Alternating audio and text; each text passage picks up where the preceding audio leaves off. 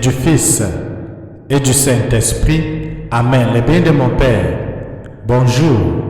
Je suis heureux de vous avoir ce matin pour commencer une nouvelle semaine de méditation, pour commencer une nouvelle semaine d'expérience avec Dieu. Dieu l'alpha et l'oméga dans tout ce que nous faisons, dans tout ce que nous entreprenons.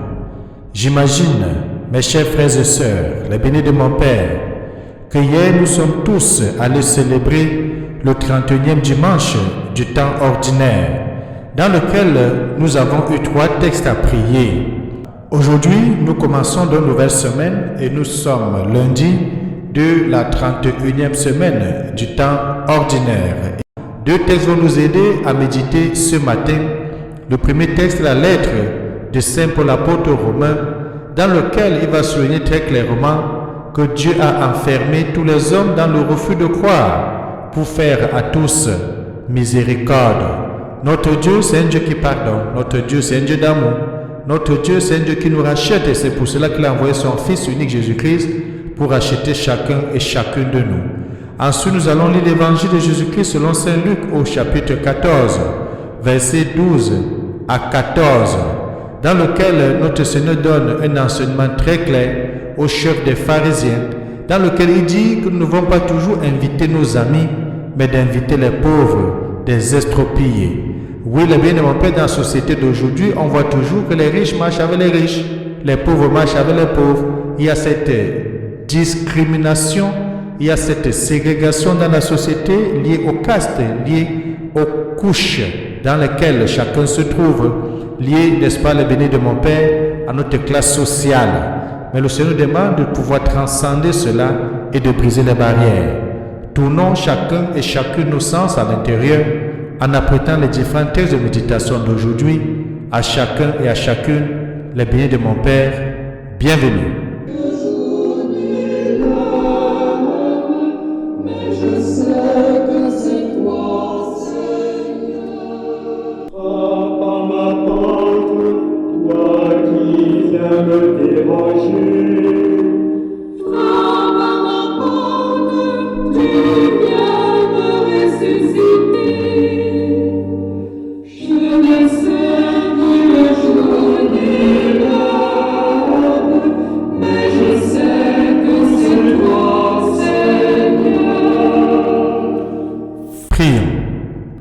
Maintiens dans ton peuple, Seigneur, l'esprit qui animait Saint Charles Borromée.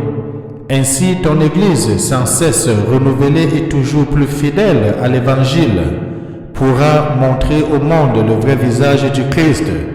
Nous te disons encore une fois de plus merci pour ce nouveau mois que tu nous permets de voir. Merci de nous avoir aidés à prier pour nos frères qui nous ont déjà précédés dans la mort et qui sont des saints, mais aussi nos fidèles défunts. Que tu sois miséricorde à chacun et à chacun d'eux et que tu puisses les attirer auprès de toi sans oublier les âmes les plus ignorées du purgatoire. Nous t'avons prié par Jésus-Christ, ton Fils bien-aimé, lui qui vit et règne avec toi dans l'unité du Saint-Esprit, Dieu aujourd'hui, demain et pour des siècles et des siècles. Amen. Eh bien, de mon Père, ouvrons nos textes bibliques et commençons notre méditation. Bonne méditation. À vous qui cherchez Dieu, vie et bonheur. C'est pour toi que j'endure l'insulte, que la honte me couvre le visage. L'amour de ta maison m'a perdu. On t'insulte et l'insulte retombe sur moi. À vous qui cherchez Dieu, vie et bonheur. Et moi je te prie, Seigneur, c'est l'heure de ta grâce. Dans ton grand amour, Dieu, réponds-moi. Par ta vérité, sauve-moi. À vous qui cherchez Dieu, vie et bonheur.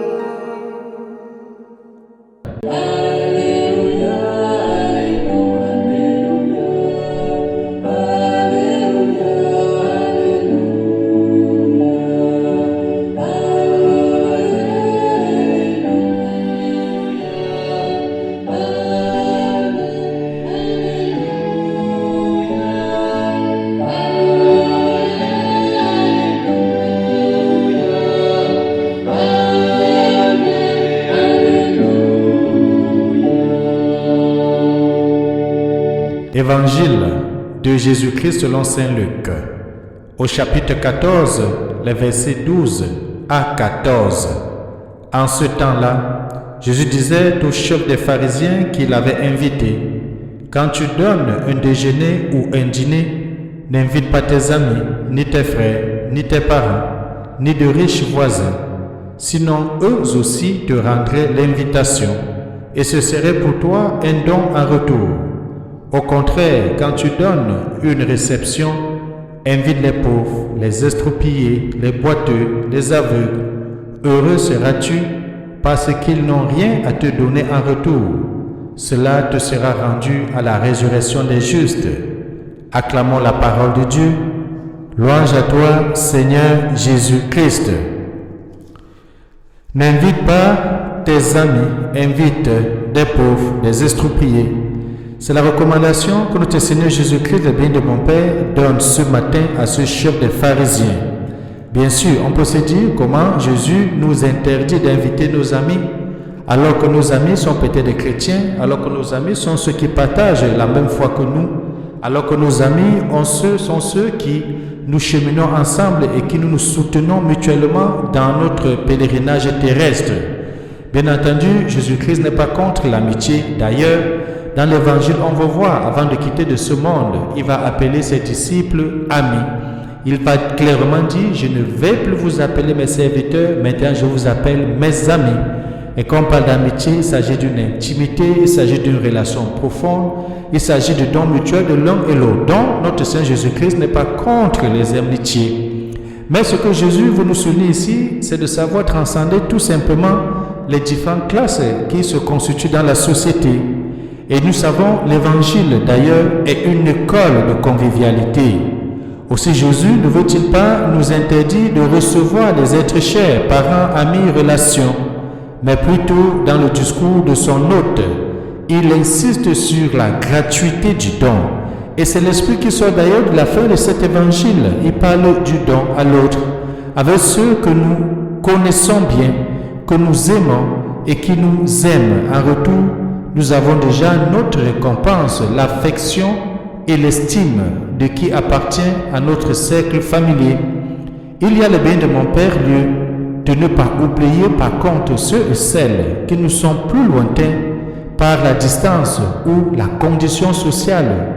Par exemple, les sans-abri, les immigrés, les isolés et même d'autres races qui peuvent être chez vous. J'imagine par exemple aux immigrants qui se trouvent en Afrique, mais aussi aux immigrants venant de l'Afrique qui se trouvent, n'est-ce pas, dans des pays occidentaux.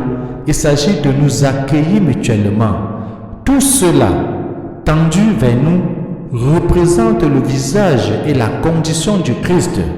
Et c'est par notre attitude à leur égard que chacun et chacun de nous serons jugés au jour de la résurrection.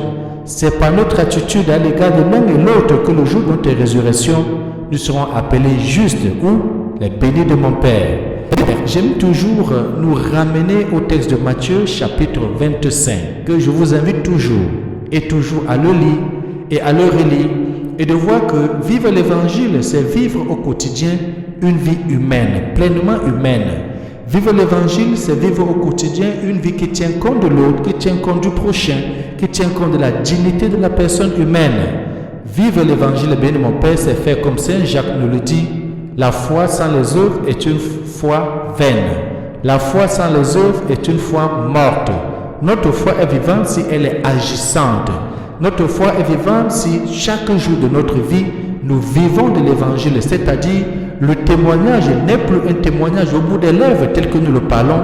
Le témoignage n'est plus un témoignage cérébral dans notre intelligence, dans notre tête. Le témoignage devient ce qui est dans notre cœur, ce qui est dans notre agir, ce qui est dans notre faits et gestes. Comment est-ce que nous voyons l'autre? Quel regard nous portons sur notre prochain? Est-ce que nous l'aimons comme nous-mêmes ou est-ce que nous aimons notre prochain comme si nous aimons le Christ? Parce qu'en regardant le prochain, justement, c'est le Christ que nous voyons. Que Dieu nous aide donc au courant de ce mois de pratiquer cela, d'aimer nos frères, d'être généreux à leur égard. Et que Dieu Tout-Puissant nous bénisse et nous garde, lui qui est Père, Fils et Saint-Esprit. Amen. Bonne journée.